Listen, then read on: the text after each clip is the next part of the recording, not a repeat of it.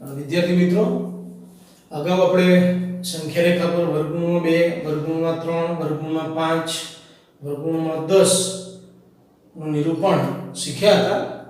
આજે આપણે ક્રમિક વિપુલદર્શિતા પદ્ધતિની મદદથી સંખ્યા રેખા પર આપણે જુદી જુદી સંખ્યાઓનું નિરૂપણ કરવું છે. આપણી પાસે સંખ્યા છે 3.765, એનું નિરૂપણ કરવું છે. તો સૌપ્રથમ આપણે એક સંખ્યા રેખા દોરશું. એક સંખ્યા રેખા દોરી લેવાની છે.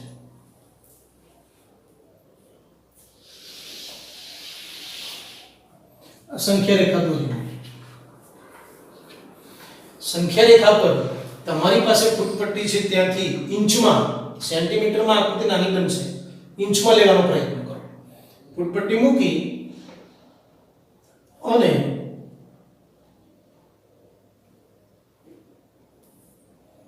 0 થી 11 આપણે 11 માર્ક કરવાના છે. પહેલા 0 ઉપર માર્ક કરી દો, 1 2 3 એમ 11 સુધી માર્ક કરી દો. હું ઇંચમાં માપ નહીં લઉં, કારણ કે હું ઇંચમાં માપ લઈશ તો આકૃતિ તમને સ્પષ્ટ દેખાશે નહીં, એટલે હું મારી રીતે થોડુંક માપ મોટું લઈશ. કુલ 11 આ રીતે પોઈન્ટ કરી દો. તમારે ઇંચમાં કરવાના છે.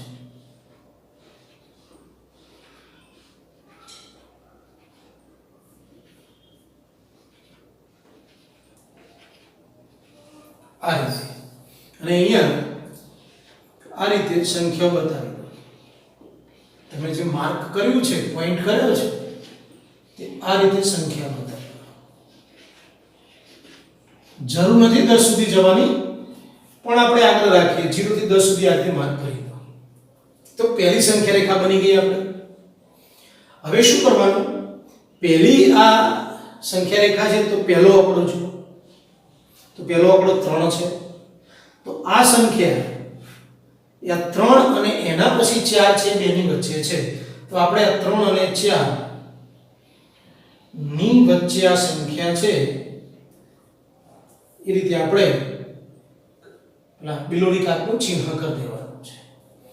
હવે નીચે એક બીજી સંખ્યા રેખા દોરો.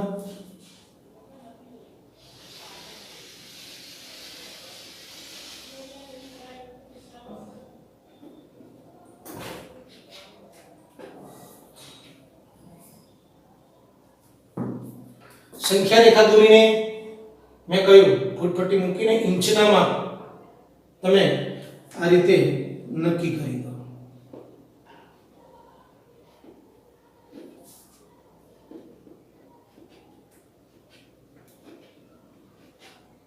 આ રીતે 11 ઇંચ સુધી ટપકા કરી દો. હવે આપણે શું કરવાનું છે? આપણી પાસે 3 અને 4 અહીંયા રાઉન્ડ કરેલું છે. તો આ 3 જે છે એ આપણે અહીંયા લખવાનું છે. આ 4 છે, છેલ્લે જે આપણે ટપકું કર્યું છે તે 4 લખવાનું છે. કારણ કે આ સંખ્યા છે ને એ 3 અને 4 ની વચ્ચે છે. હવે શું કરશો? 3 છે એની પાછળ પોઈન્ટ કરીને 0 કરી દો. એટલે 3.0, 3.1, 3.2, 3.3, 3.4, 3.5, 3.6, 3.7, 3.8, 3.9, 3.9 પછી 4 આવે, 4.0. આ બની ગયું. આ બીજી સંખ્યા રેખા છે, એટલે બે આંકડા જુઓ. બે આંકડા જોઈએ તો કેટલા છે? 3.7. તો આ સંખ્યા 3.7 અને એની પછી આવે 3.8, એ બેની વચ્ચે છે. તો 3.7 અને આ 3.8 આ બેની વચ્ચે આપણી સંખ્યા છે. તો ફરીથી એક બીજી સંખ્યા રેખા દોરો.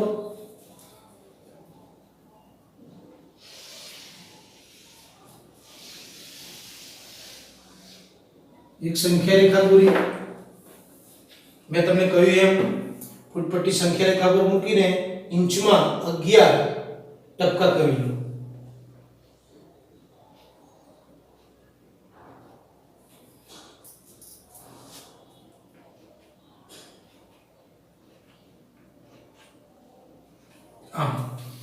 હવે આ 3.7 છે, એ અહીંયા આવશે.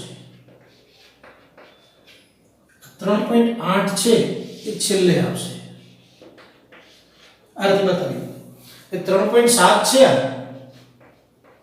3.70 કરી દો 3.7 સાતની પાસે 0 મૂકી દો 3.70 થયો અહીંયા 3.71 3.72 3.73 3.74 3.75 3.70 3.77 3.78 3.79 અને 3.80 આમ બતાવી દો જો ત્રીજા નંબરની સંખ્યા રેખા છે તો ત્રણ આંકડા જુઓ ત્રણ આંકડા જોઈએ તો 3.77 તો આ સંખ્યા 3.77 અને એના પછી 3.77 બેની વચ્ચે હશે તો 3.77 અને 3.77 પકડીએ આપણે 3.77 અને 3.77 આ બેની વચ્ચે સંખ્યા હશે પાછી એક સંખ્યા રેખા દોરો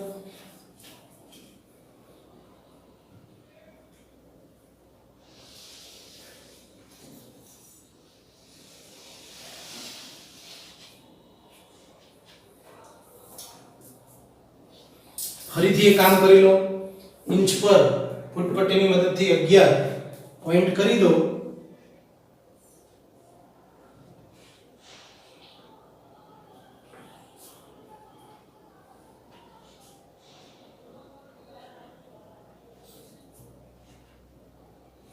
અગિયાર પોઈન્ટ કરી હવે આ 3.77 છે અહીંયા આવશે અહીંયા 3.77 આ 3.77 એ છેલ્લે આવશે અહીંયા આવશે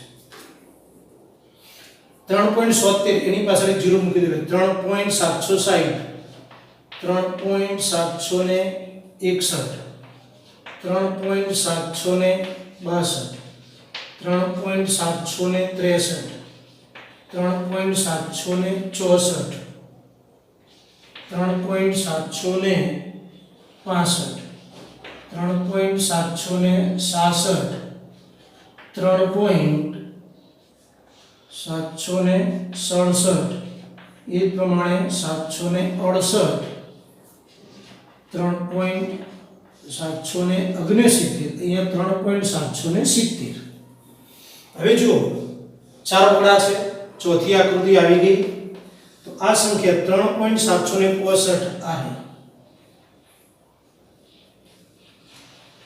આ સંખ્યા આપણને મળી ગઈ વિદ્યાર્થી મિત્રો એક જાણકારી ખાતર ફરીથી તમને કહી દઉં સંખ્યા રેખા દોરો ફૂટપટ્ટી મદદથી 11 સુધી કાપા કરી અને 0 થી 10 સુધી કિંમત લખી ખાસ આ વાત યાદ રાખવાની અહીંયા જેટલા આંકડા છે એટલી તમારે સંખ્યા રેખા દોરવાની થશે જો કુલ 4 આંકડા છે તો કુલ તમને આકૃતિઓ પણ 4 મળશે હવે આને તમે અહીંયા જો બતાવો હોય તો આ રીતે એનો સંકેત કરી દો લંબી કાચ જેવો કરી શકાય અહીંયા પણ આપણે આમ કરી બિલોડી કાચનો સંકેત કરી શકીએ એટલે આને કહીશું આપણે ક્રમિક વિપુલતા દર્શા પદ્ધતિની મદદથી સંખ્યા રેખા પર સંખ્યાનું નિરૂપણ કરવું ક્રમિક વિપુલદર્શિતા પદ્ધતિની મદદથી સંખ્યા રેખા પર 4.26 ની ઉપર લીટી છે ને 4 દશાંશ સ્થળ સુધી દર્શાવો થોડુંક સમજવું પડશે જે આંકડા પર લીટીનું પુનરાવર્તન થાય જાણીએ છીએ 4 દશાંશ સ્થળ એટલે દશાંશ ચિહ્ન પછી 4 આંકડા રહેવા જોઈએ તો જુઓ આપણી પાસે આમ તો છે આવું છે આ દશાંશ ચિહ્ન પછી 4 આંકડા રાખવાના એટલે આપણે એનું પુનરાવર્તન કરીએ તો આવું લખાય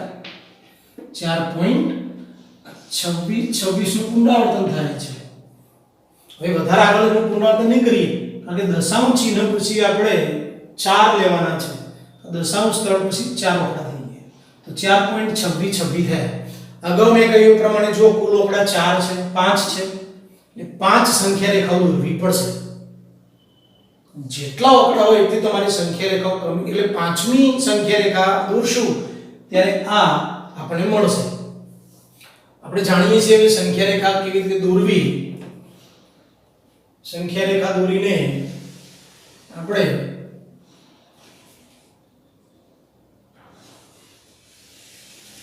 11 કાપા અંકિત કરી દો ઇંચ પર.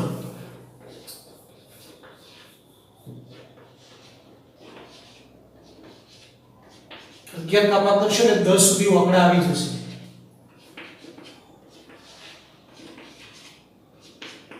10 સુધી આવી જશે. પહેલી સંખ્યા રેખા દોરી. તમે કહ્યું પહેલો આંકડો જોવાનો. પહેલો આંકડો 4 છે. તો આ સંખ્યા 4 અને એના પછી 5 બેની વચ્ચે હશે. તો 4 અને 5 ની વચ્ચે આ સંખ્યા હશે. બીજી આકૃતિ દોરીએ.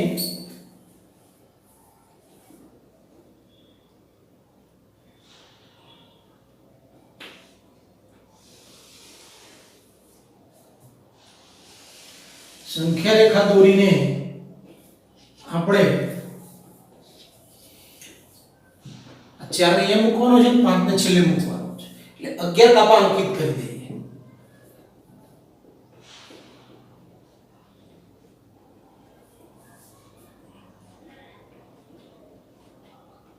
આ રીતે ઇંચના આધારે 11 કાપા અંકિત કરે.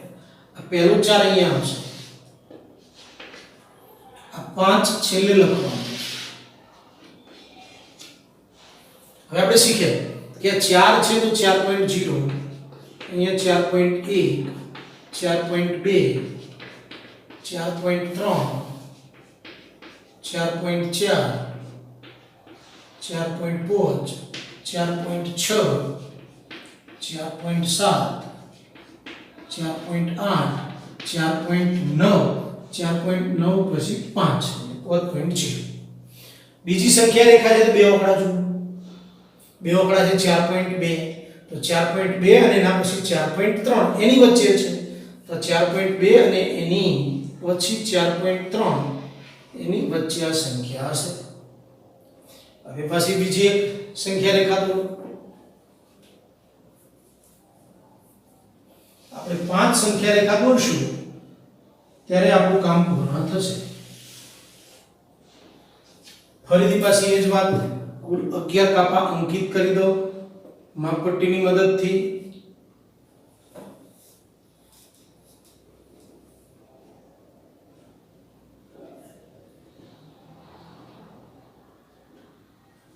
આ રીતે.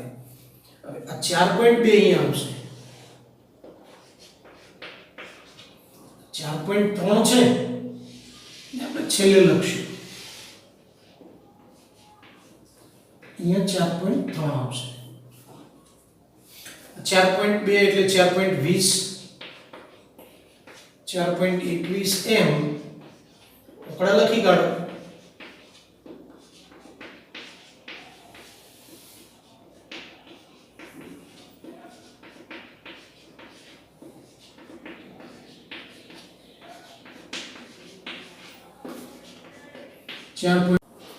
હવે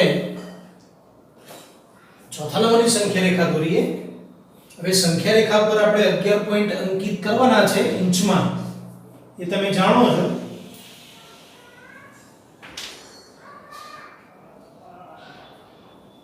આ સંખ્યા રેખા દોરી લીધી. ઇંચના આધારે 11 પોઈન્ટ અંકિત કરી દઈએ.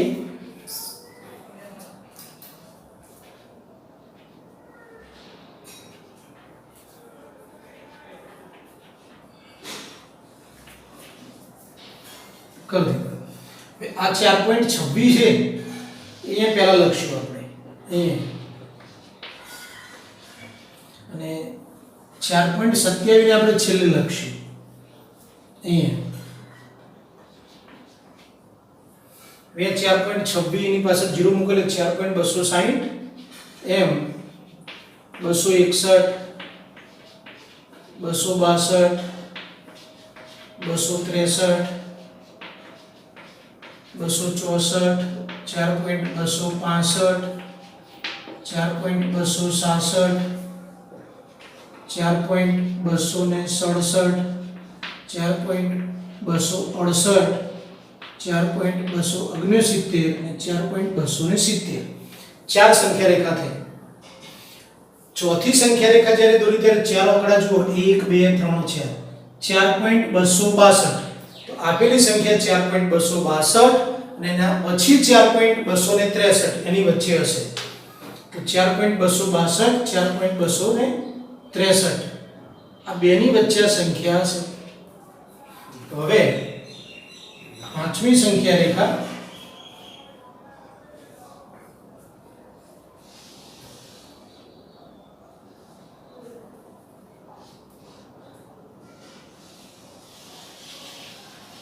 દોરી ઇંચમાં 11 કાપા કરી લો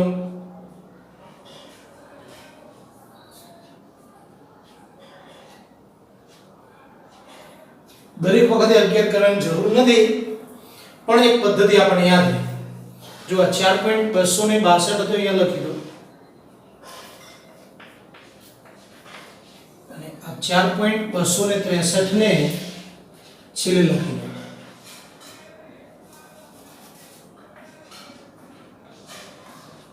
અને છેલ્લે લખી દો 4.262 જેની પાછળ 0 મૂકો એટલે 26 અહીંયા થશે 26 21 26 22 26 23 26 24 26 25 26 27 26 28 26 29 અને 26 30 જો પાંચ આંકડા હતા પાંચ સંખ્યા રેખાઓ થઈ આપણે સંખ્યા મળી ગઈ 4.26 તો આપણી પાસે આ રહી 4.26 હવે તમારે એને આવો સંકેત કરવો હોય તો કરી શકાય અને આમ કરવું હોય તો કરી શકાય આ રીતે આપણે સંખ્યાઓને સંખ્યા રેખા પર દર્શાવી શકીએ બે ત્રણ વાર વિડિયો જોઈને એની પ્રેક્ટિસ કરશું એટલે આની સમજ આપણને આવી જશે